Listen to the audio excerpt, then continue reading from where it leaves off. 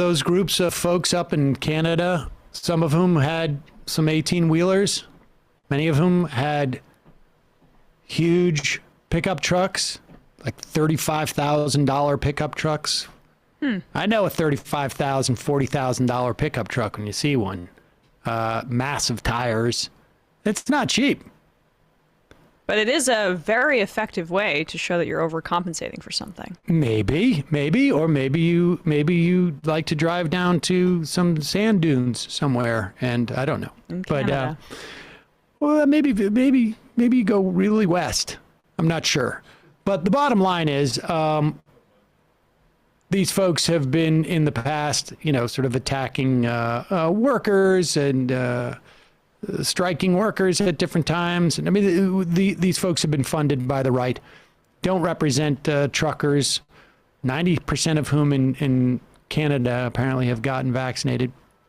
They did manage to shut down a bridge up there. And it was interesting to watch. And look, I think there's something to civil disobedience. I don't think it's quite the same thing when if you're really going to engage in civil disobedience, you sort of got to put yourself in some type of harm's way as opposed to like these trucks that are. And it's civil disobedience is usually less well funded. Well, part of civil disobedience, regardless of how fun it is you go to prison and you tax the carceral. That's what the original Thoreau version, right? Like they can't throw us all in prison. So this thing where none of us actually have to face any consequences, that's not really part of civil disobedience. Right. But here is an interesting evolution of Matt Walsh from the Daily Wire. Theologian, or I don't know what we're calling him. Yeah. Yeah, right. Matt Walsh quotes tweets a piece from Daily Beast columnist Matt Lewis. And which one? What's the order we should play this in? 7 first? Yeah, let's do it for the context. Yeah. So this is his original position on this stuff back when. This is the new position. So Matt Lewis says, wait, let's do the first position. Where's the first one? Okay, this is back in November 1st, 2020. What was going on at that time? A lot of protests. Black Lives Matter protests. Yeah. Okay, right, exactly. In the lead up to the and people would walk into streets and protest as a way of and sit down, and then just as they weren't in cars. They were really just sort of subjecting themselves, putting themselves in harm's way, and performing civil disobedience. Matt Walsh, because he has no issue necessarily with Black Lives Mattering, wants to make that clear, tweets out nonpartisan statement. If you intentionally block traffic on a highway in order to make any kind of political or ideological statement, you're an a-hole. Period. No exceptions. Now, he didn't say street. He said highway, because presumably that is even more, problematic because you're stopping a lot of traffic. And, I can only imagine how he would respond to blocking international trade. Oh, man. Yeah. And putting a lot of people out of work, specific people, right? Matt Walsh was very concerned about the supply chains, I would imagine, recently. I would imagine. And then things sort of turn a little bit. Matt Lewis.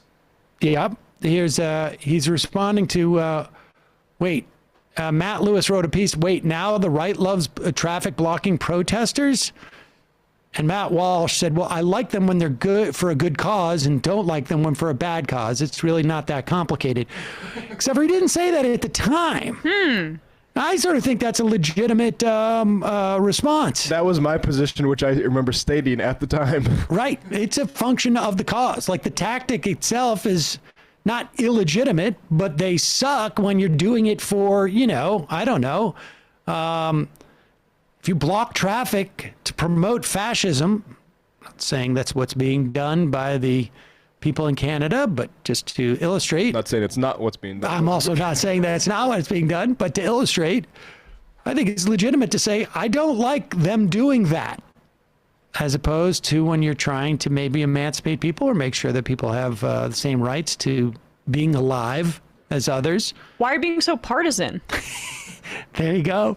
I mean, but like that is so helpful in, again, these like reactionary right-wingers who try to pretend like their very political and partisan statements are not political in order to normalize their actually very harmful viewpoints. That is a very helpful two-image tool to understand what they're trying to do here. There's a kicker too, if we want to go. Now, well, no, wait a second, but let me just say this. Go back. The thing I appreciate about what Matt Walsh is saying here is that it is not as knee-jerk as most right-wingers react. It is basically saying it is important to look at things in context. Now, he and I obviously would disagree on what constitutes a good cause and a bad cause, but I really do appreciate this kind of framing, because it says that we must take things in context. That you can't, for instance,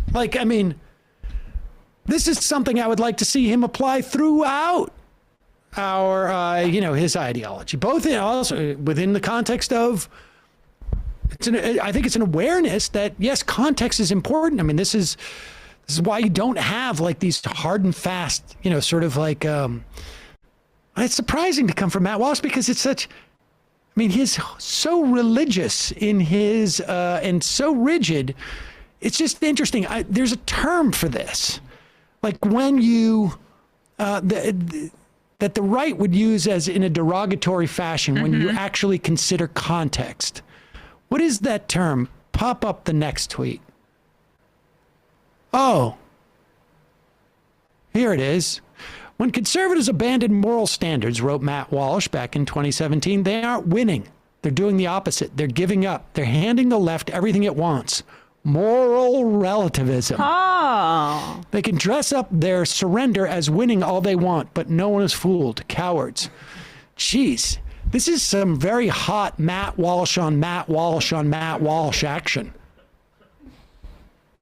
Which one is it? It's just one's from one multiverse, the other's from the other. Right. The funny part is the moral relativism thing was like very 90s. Very 90s. That's what the right would always complain, that the left were moral relativists. And then... It sounds insane to hear that. Yeah, right. Honestly, like you actually think about context instead of just having these very rigid principles that I have developed from a book that was written by God, that was chiseled into stone. Which one is it? I'm so confused now. Is Walsh for or against blocking traffic? Is he for? Does he believe that you can support some things that you think are good and other things that are bad? And if he can, then everybody else can. In which case he is embracing moral relativism, but I thought that made you a coward. This is anarchy too. The answer's relative. But then it's like it eats itself again, doesn't it? It is. It's the snake. It's the snake that's eating himself. The moral, and talk about biblical imagery. There you go. Shocked to find Matt Walsh is not consistent.